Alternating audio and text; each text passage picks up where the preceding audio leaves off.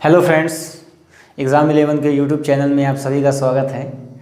तो आज जो है मैथ्स का टॉपिक चालू करने वाला हूं मैं। तो मैथ्स के सब्जेक्ट में सबसे पहला टॉपिक जो होने वाला है वो रहेगा साधारण ब्याज का, एसआई का, सिंपल इंटरेस्ट का। तो सिंपल इंटरेस्ट में दोस्तों मैं आप लोगों को बताऊं कि ऐसी ऐसी ट्रिक्स बताने वाला हूं कि सिंपल इंटरेस्ट जब आप सॉल्व करते होंगे तो अमूमन आप देखते होंगे कि आप लोग काफ़ी सारे सूत्रों के माध्यम से सॉल्व करते होंगे। तो यदि आप सूत्रों के माध्यम से सॉल्व करेंगे तो बहुत ज़्यादा टिपिकल हो जाता है और काफ़ी ज़्यादा क्रूशियल होता है, लंबा समय ले लेता है और एग्ज़ाम के समय सूत्र कभी कभी भूल भी जाते हैं, है ना। तो वो उस तरीके से मज़ा नहीं आता है। तो अभी मैं आप लोग वीडियो पूरा देखिएगा, मैं दिखाता हूँ अभी आप लोगों को साधारण ब्याज इतनी सरल तरीके से बताने वाला हूँ, इतनी अच्छी तरीके से बताने वाला हूँ कि वीडियो देखने के बाद जो है आप लोगों को साधारण ब्याज दोबारा कभी पढ़ने की ज़रूरत नहीं पड़ेगी। तो चलिए समय को वेस्ट ना करते हुए टॉपिक पे आते हैं। आज जो है साधारण ब्याज जो अपन पढ़ने वाले हैं। तो साधारण ब्याज में मैं यहाँ पे थोड़ा सा लिख देता हूँ ताकि आप लोगों को समझ में आए। साधारण ब्याज, तो साधारण ब्याज में मेनली 2 से 3 चीज़ें पहले आप लोग को जानना जरूरी है, यदि जिन्हें कुछ भी पता ना हो उनके लिए थोड़ा सा देखिए। सबसे पहले होता है साधारण ब्याज को शॉर्ट फॉर्म में एसआई बोलते हैं, सिंपल इंटरेस्ट।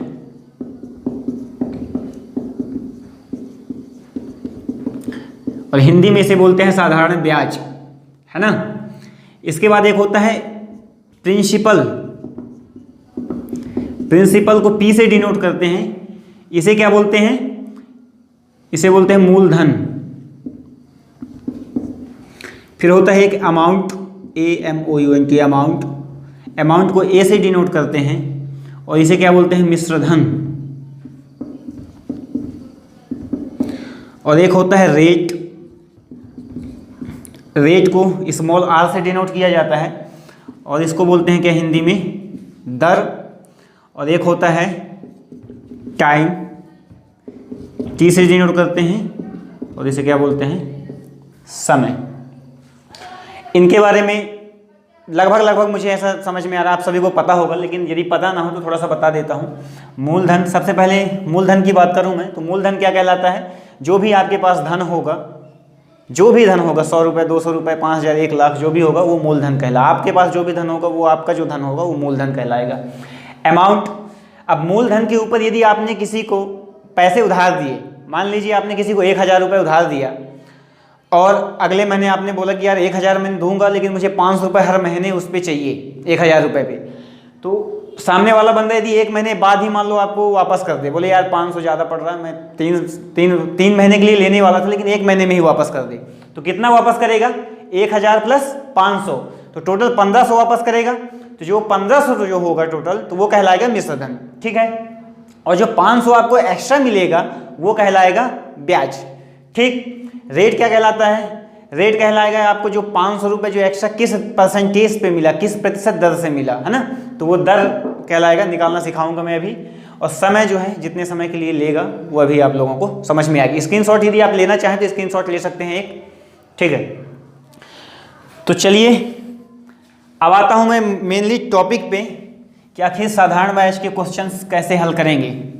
बहुत ही सरल तरीके से हल होगा, चुटकियों में सॉल्व हो जाएगा, बिल्कुल भी परेशान होने की ज़रूरत नहीं है। जिन्हें मैथ नहीं आती है या जिन्हें आती भी है लेकिन थोड़ा सा दिक्कत होती है, बिल्कुल सब लोग ध्यान से देखेंगे, बहुत ही सरल तरीके से बताने वाला हूँ मैं। तो देखो, सबसे पहले एक छोटी सी चीज़ हमें ध्यान में रखनी है साधारण ब्याज को सॉल्व करने के लिए। SI is equal to R into T. SI is equal to R into T, ये एक छोटा सा फॉर्मूला है। ये फॉर्मूला लेकिन यूज़ कब होगा? जब हमें प्रतिशत ब्याज निकालना होगा, प्रतिशत ब्याज के लिए। SI is equal to R into T, प्रतिशत ब्याज के लिए। इसको आपको ध्यान में रखना है। देखिए इसका एक मैं छोटा सा यूज़ करके बता देता हूँ कैसे निकालेंगे।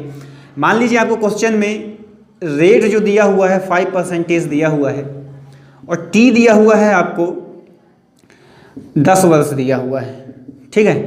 अब आपको बोलता है मान लीजिए ब्याज निकालने के लिए, ब्याज परसेंटेज में ही पूछ सकता है ना, रुपए में ही पूछ सकता है। तो ब्याज यदि निकालने के लिए बोलेगा तो डायरेक्ट ये फॉर्मूला लगाना है, SI is equal to R into T.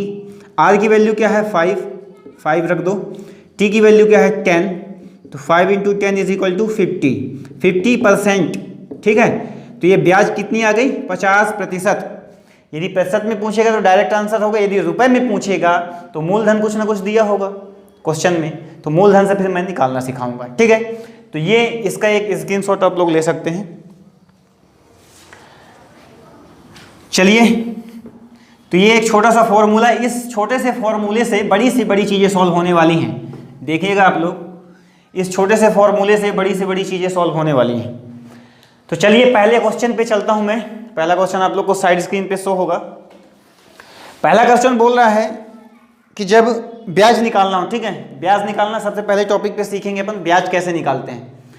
तो पहला क्वेश्चन देखिए, 5,000 रुपये का 10% साधारण ब्याज की दर से 3 वर्ष में कितना ब्याज प्राप्त होगा।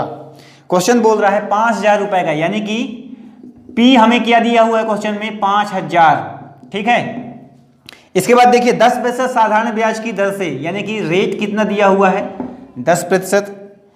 3 वर्ष में कितना, टी भी दिया हुआ है हमें, कितना दिया हुआ है 3 वर्ष का। तो हमें पूछ रहा है ब्याज कितना प्राप्त होगा।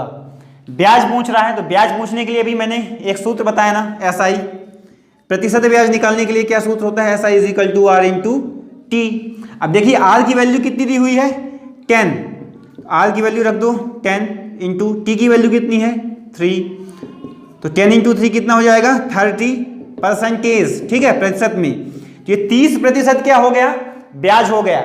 लेकिन ब्याज आया भी किस में, प्रतिशत में, लेकिन क्वेश्चन में पूछ किस में रहा है, रुपए में। यदि प्रतिशत में पूछेगा तो डायरेक्ट 30% आंसर है ये, लेकिन यदि रुपए में पूछेगा तो 30% ब्याज किस पे मिलता है, ब्याज हमेशा ध्यान रखिएगा, ब्याज हमेशा मूलधन पे ही मिलता है। ठीक है, तो ब्याज देखो कितना दिया हुआ है, ब्याज 30% है, मूलधन कितना है 5,000 है, तो 5,000 का हम क्या निकाल देंगे 30%।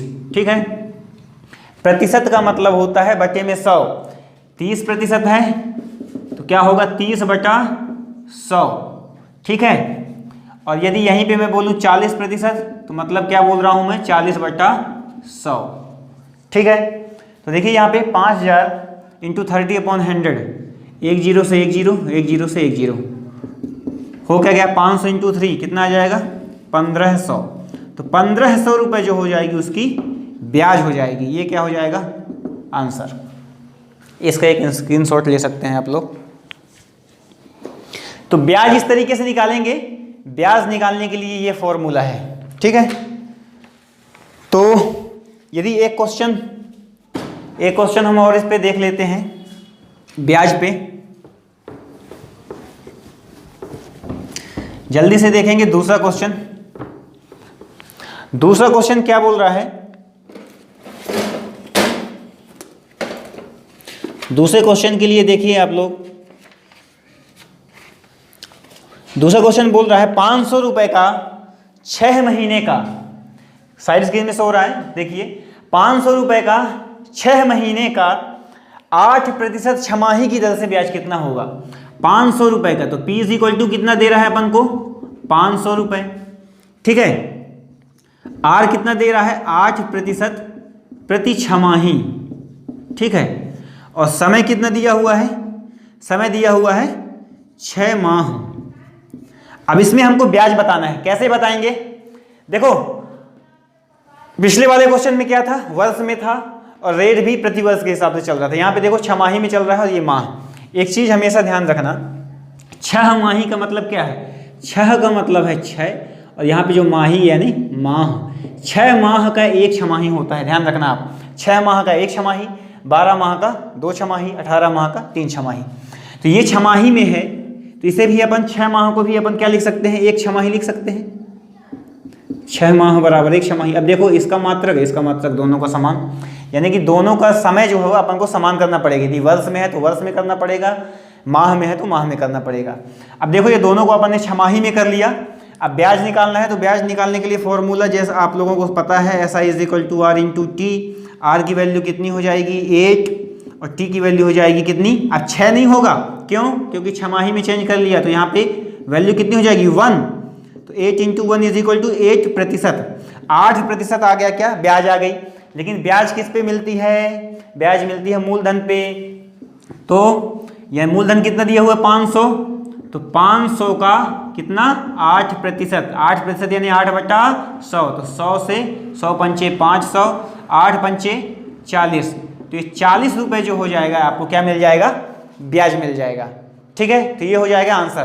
तो देखा दोस्तों आपने, इतनी आसानी से ब्याज आप लोग निकाल पाएंगे। अभी आगे धीरे धीरे करके इससे भी हार्ड क्वेश्चन पे अपन चलेंगे और धीरे धीरे इसी सूत्र के माध्यम से केवल 1-2 चीज़ें उसमें इंक्लूड होनी है और आप बड़े से बड़ा क्वेश्चन बड़ी ही आसानी से सॉल्व कर पाएंगे। तो इस वीडियो को मैं यहीं पे ख़त्म करता हूँ। यदि वीडियो पसंद आई हो तो एग्ज़ाम 11 के यूट्यूब चैनल को लाइक करें, सब्सक्राइब करें और बेल आइकन को दबा लें ताकि आने वाले वीडियोज़ की नोटिफिकेशन आपको प्राप्त होती रहे। Okay, bye.